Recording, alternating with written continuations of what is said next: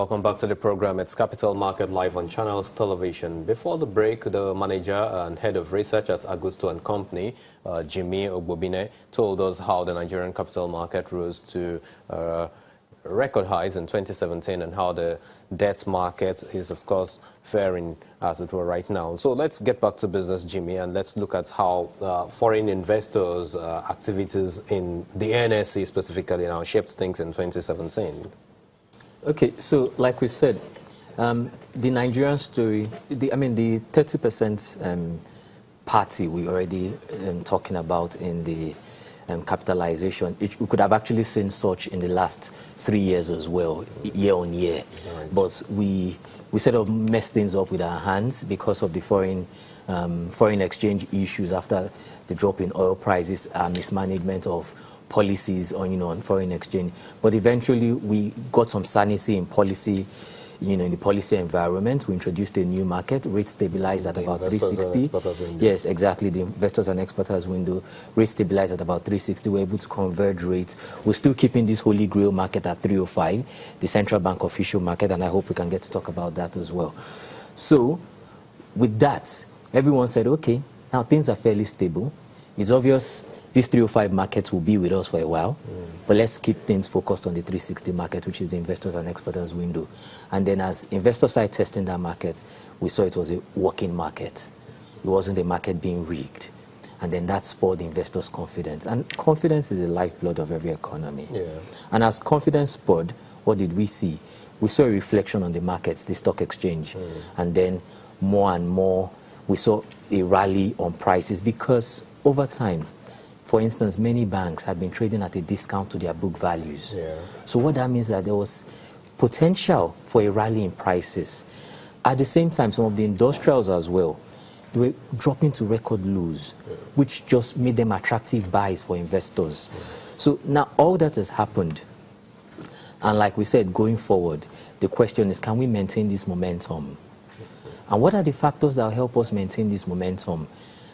It was a good year in the equities market and as well the treasury bills market, the fixed income markets, because with record inflation, with high inflation, we had double digit, not just double digit, we had 16, 17, 18%. At the beginning of the year, we started with about 22% in 364 days treasury bills as a result of the high inflationary environment. And as the central bank began to rein in inflation, rates started to drop to about, close the year at about between 17 to 18%.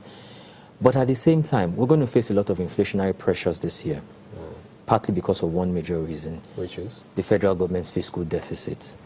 It's the ticking time bomb on the Nigerian economy. And what do I mean by the fiscal deficit? The revenues being lower than the expenditure.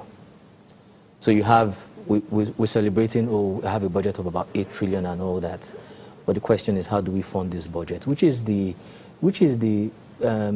You hear the National Assembly cry all the time, cry like babies, as if it's not their work to make laws about the government not funding the budget. But the reason why that isn't happening is because of the big fiscal deficit, which is also spurring inflation, and which is why the government has to borrow all the time, to fund the budget. Okay, so, but then talking about this borrowing, that we recently had a report from Fitch Ratings, and we read out that earlier, talking about the fact that banks are likely to, be on the losing side, especially in terms of being able to make profit this year, because federal government is not going to be able to issue more this year. What do you make of that? Is that going to be? Is that what you see at Augusto as well? Not for the entire year. Yes, you may have quarter on quarter. You may have some nuances in quarter on quarter. Now, what the government is doing is trying to change its strategy on treasury management, which is borrow from outside in foreign exchange to fund local spendings. But like we're talking about the Kenyan experience, even borrowing from the outside because you think yields are lower, as politics takes over, and these elections will be tough, they will be very tough. And because the elections will be tough, the rhetorics arising would lead to more instabilities and it will rattle confidence. What's going to happen in that instance is that even our yields on foreign borrowings most likely would increase. Again? Yes. So we're not likely to have it sustained at this level. In the level. second half of the year, most likely it won't happen. So if that happens, going by the norms of economics, that means we're going to have a decline eventually in the equities markets. I don't want to hit that nail on the head, but we're in a China shop with a bull we need to keep tame. And there's more than one bull in that room. There are various bulls. And how can we tame all of them? One bull I've said is the exchange rates. Yeah. How would we allow the markets determine rates?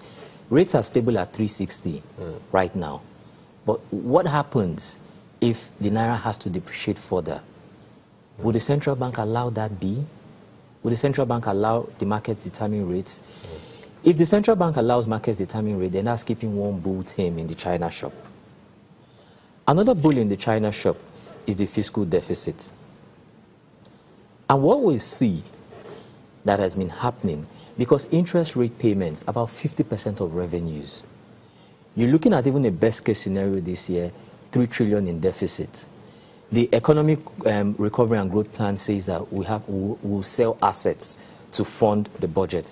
But do we have the political will to carry out these kinds of reforms, to sell assets, to liberalize prices?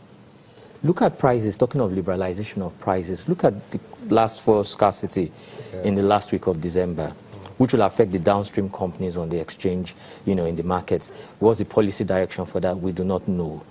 And why is that very important? We talked earlier about the official market of 305. Why is the central bank still retaining that market, even though things have stabilized on the investors and exporters window? Because that's a fiscal sweetener for the downstream petroleum market.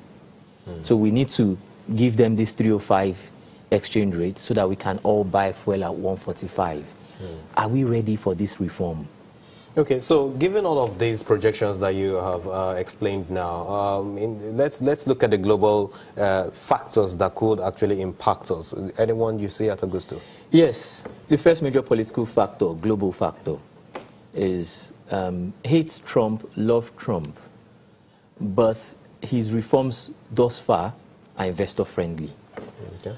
And what's the first major reform that he has done that has been investor friendly? The tax cuts. Corporate tax rates in America right now are lower than corporate tax rates in Nigeria. Right. At 20%, that's way lower than Nigeria's 30% plus. Okay then. Thank you very much, Jimmy Ogbobine, for making it down to Capital Market this evening. We really appreciate your time and your analysis, and we hope to have more of you. Next week, let's watch out, investors, for DMO's Q1 2018 bond calendar, and of course the Nigerian capital market looking to come up with its recap and 2018 outlook. Lastly, we should be seeing the first edition of the 2018 Nigerian Savings Bond announced possibly next week by the Debt Management Office. Well, that's the show for this evening. Thank you very much for being a part of it. I'm Temple Ashaju, and see more of you in 2018.